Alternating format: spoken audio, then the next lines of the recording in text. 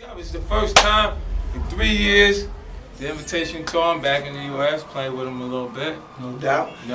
You know what it is. Streets on Fire, Hot Boys Backstage Invitation Tour going down, man. The boy 50. Let's just go right to it, man. I want you to go put them pictures on the internet for to start all that. What you gonna do that for, man? Things fall apart. It's myself, Mario Van Peebles, Lynn Whitfield, Ray Liotta. Film project I did with, it's actually about a Heisman hopeful college football player that's hit with the actual illness, actual cancer. You know what I'm saying? And it's a real relevant topic. Like my best friend growing up, lived across the street from me, he actually died of cancer. And that was what inspired me to actually commit to the project and do it. And in my head, I was trying to make it as accurate as it was how he looked at me. Yeah.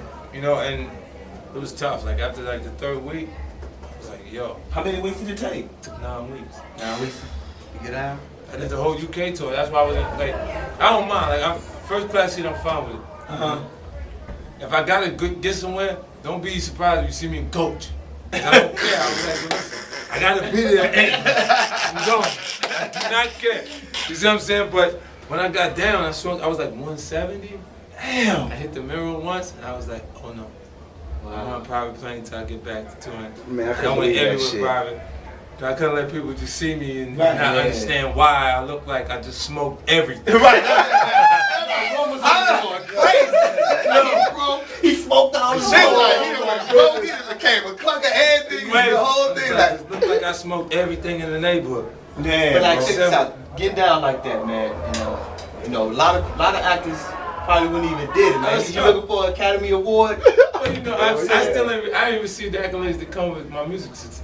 Oh, okay. So with that, I mean, if they recognize it enough. The fact that you asked about it is exciting enough for me. You know what I'm saying? And I committed to it for my own personal reasons at the same time. I'll tell you that experience. And for me, like, just my choices in the actual film world, it's amazing because the storytelling process is so much broader than music. Right. I only get 3 minutes to get my nut on in the music. You know what I'm saying? So after we get 3 minutes and 50 seconds, it's about overkill.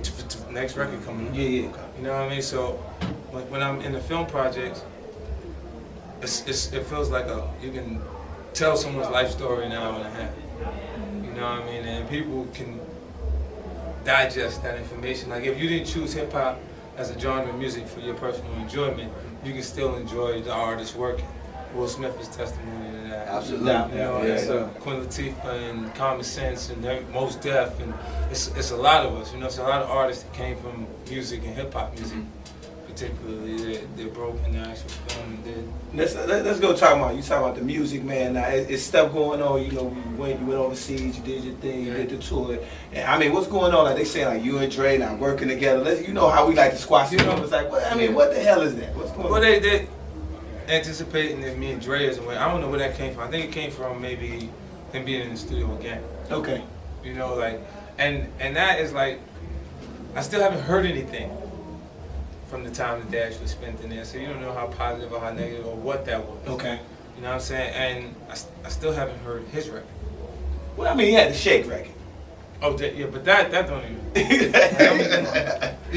I mean, don't make me do it. Don't make me do it. Because you know I will. You know I will. But do it then. Yeah, but you gotta cover something. You know what I mean? For you to even be on that radar, like artists like Sean and them, you heard he had something he had to say or whatever. It's like I'm not responding to that because it's not good enough. Okay. Material is not good enough for you to even be. I would jump out there just because I felt like I was being a part of the culture, competing. But if you look at it and you say, who's really in a position to say something, I shouldn't even be listening to them. There it is, man. Invitation tour, backstage. It's official access, and for everybody else that I was like, man, I can do this.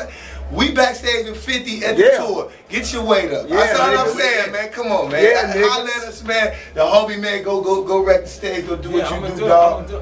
I'm gonna do it. And they ain't even seen nobody like me in at least 3 years. They ain't seen nothing like it. Because everybody else want to hear some notes on the jump. You know what I'm saying? What you do, ooh, like Bobby Womack. You know what I'm saying? I still got it, man. I'm still the only one in that space. You know what I'm saying? Everybody done converted. You know, EPMD said the crossover. So now I'm all by myself. You're gonna see when the songs come on and you see the response. They ain't buy the record, but they got the motherfucker. I got a question for you. Why they love you when you broke and hate you when you get rich? Why is that? Oh, I hate you. You know, I think it's really psychologically, it's that part where they look and they feel like they resent you because you're not bearing the same pressures they're bearing. Some of them is worrying about the light bill. And they know for a fact you're not. You know what I'm saying? Resent you for that. And I spent a lot of time thinking about it because I'm like, yo, I'm the underdog. And psychologically, I've always been an underdog. I work better under pressure than I do when there's nothing going on. You know, so when I get a little resistance, and my passion for film just did a little bit of damage to my music. Because I wrote, produced, and directed before I self-destruct, I put the film within the album packaging, and because they had to ship it earlier, the music leaked 4 weeks before it was supposed to release. You see what I'm saying? So, it's just, look, I've heard people say Before I Self-Destruct was the best record that they heard since Get Rich or Die Trying. That's the best compliment you could give me. And then when you see Wayne go through the same thing, like his album did, what, 120,000 copies the first week? It's because his fans couldn't wait. They went and got the record as soon as the record was available. Yep. So once it hit online, they're going to go get it. They can't wait. I gotta hear it now. They gotta hear it now, you know what I'm saying? Hey, Willie. Alright, man, we gonna let him go, man. Go do your thing, Phil. My nigga. All I can tell you is, nigga, I remember E-Mix when How to Ride.